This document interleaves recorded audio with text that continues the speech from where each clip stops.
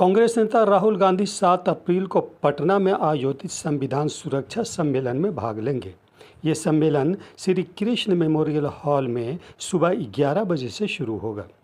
इसके अलावा राहुल गांधी बेगूसराय में कन्हैया कुमार द्वारा आयोजित पलायन रोको नौकरी दो पदयात्रा में भी शामिल हो सकते हैं। कांग्रेस पार्टी ने इस सम्मेलन की तैयारी के लिए सदाकत आश्रम में बैठक आयोजित की, जिसमें पिछड़े और दलित वर्गों के बीच प्रचार प्रसार बढ़ाने और उनकी भागीदारी सुनिश्चित करने पर चर्चाएं हुई। राहुल गांधी का ये दौरा आगामी बिहार विधानसभा चुनाव 2025 की तैयारी के संदर्भ में महत्वपूर्ण माना जा रहा है। कहा जा रहा है कि राहुल गांधी चुनावी तैयारी के लिए बिहार का दौरा कर रहे हैं। तो उनको हम विशेष तौर पे याद करेंगे। सबसे पहले मैं जिक्र करना चाहूंगा बापू का। बापू ने जो नमक सत्याग्रह चलाया उसका बारे में, उसके बारे में चर्चा होगी, पैनल डिस्कशन होगा। और हमारे जो अमर शहीद बुद्धू नोनिया जी थे, जो आजादी की लड़ाई में शहीद हो गए, उनके बारे में चर्चा रहेगी। उसमें एक्सपर्ट आकर के बोलेंगे। 1 अप्रैल को जो अमर शहीद प्रजापति हमारे रामचंद्र विद्यार्थी जी की जयंती पड़ती है, जो छोटी सी उम्र में 13-14 वर्ष की उम्र में स्कूल के विद्यार्थी थे। जब भारत छोड़ो आंदोलन चल रहा था तो अंग्रेजों की गोली उन्होंने अपने सीने पे खाई, शहीद हो गए। उनको हम याद करेंगे। बाबू जगजीवन राम जी की, जैसे अध्यक्ष जी ने बताया, आज जयंती है और उन्होंने बहुत समता की लड़ाई लड़ी। ऑल इंडिया डिफेंस लीग बनाई थी उन्होंने, और फिर कांग्रेस में शामिल होकर के सबसे लंबे समय तक इस देश के कैबिनेट मिनिस्टर रहे और डिफेंस मिनिस्टर के रूप में, एग्रीकल्चर मिनिस्टर के रूप में उन्होंने देश में हरित क्रांति आई। जब वो डिफेंस मिनिस्टर थे तो बांग्लादेश बना। तो इस तरह के हम अपने महापुरुषों को याद करेंगे, नमक आंदोलन को याद करेंगे और सामाजिक न्याय पे, संविधान पे उस दिन बात रहेगी। जी, हमारे न्याय योद्धा और देश के लीडर, विपक्ष के नेता आदरणीय राहुल गांधी जी का 7 तारीख को एक श्री कृष्ण मेमोरियल हॉल में सामाजिक न्याय सम्मेलन में पार्टिसिपेशन के लिए अपना सहमति दिया है, जिसमें अनिल जैन जी का और तमाम इनको जो रूपरेखा तैयार किए हैं, फीडबैक दिए हैं, उसको हम लोग मूर्त रूप दे करके भारतीय राष्ट्रीय कांग्रेस पार्टी और बिहार प्रदेश कांग्रेस कमेटी के इम्पावरमेंट से वो कार्यक्रम हो रहा है।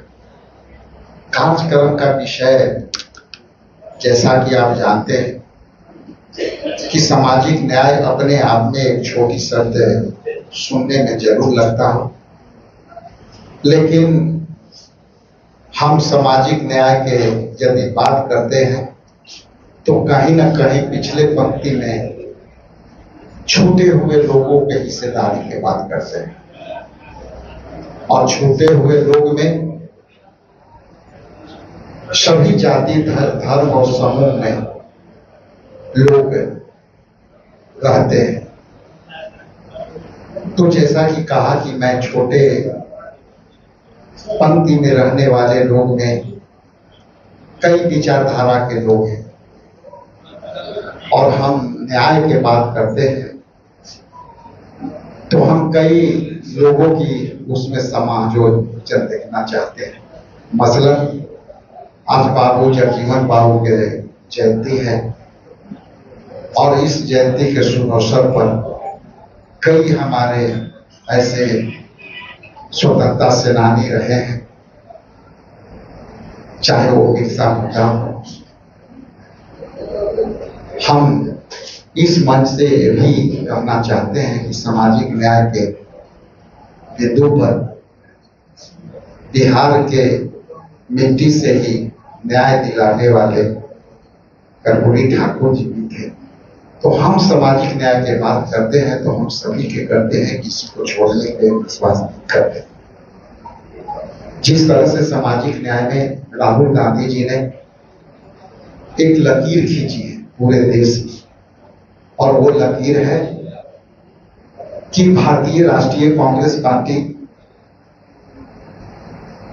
सबसे पुरानी पार्टी है और उस पार्टी ने सबों के लिए काम, लेकिन नेता हमारे अब स्पष्ट कह दिए हैं कि हम पहले सत्ता में इनको भागीदारी दें, लेकिन अब सामाजिक न्याय की बात होती है तो हम चाहते हैं कि हम इनके सत्ता हाथ में सौंपें और उनकी ये अधिकार हो कि वो एकरूपता से अपनी ताकत से निर्णय ले सके। इसलिए मैं आगे माइक में सौंपने के पहले मैं बड़ा विनम्र भाव से आदर सम्मान अनिल जैन साहब को मैं आमंत्रित करता हूं कि आगे के लिए आप इस मंच को संबोधित करने में मुझे प्रेस के मेरे बंधुओं और बहनों,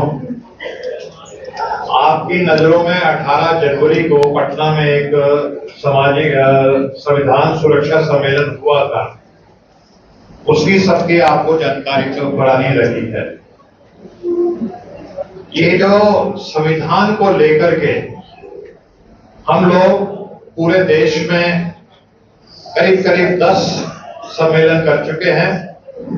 लखनऊ में, पंचकुला में, आपके रांची में, कोल्हापुर में, नागपुर में, इलाहाबाद में, पटना में एक इससे पहले हो चुका है। वो आजकल हम इसलिए कर रहे हैं कि जो संविधान है हमारा वो आज खतरे में है, और ये वो संविधान है जिसने इस देश के 90% दलित, पिछड़े, अति पिछड़े, आदिवासी, हमारे जो अकलियत के भाई और तमाम हमारे जो गरीब, चाहे वो किसी भी वर्ग से आते हों, उनको ऊपर उठने का, उनको बराबर आने का, उनको मुख्य धारा में आने का मौका मिला है।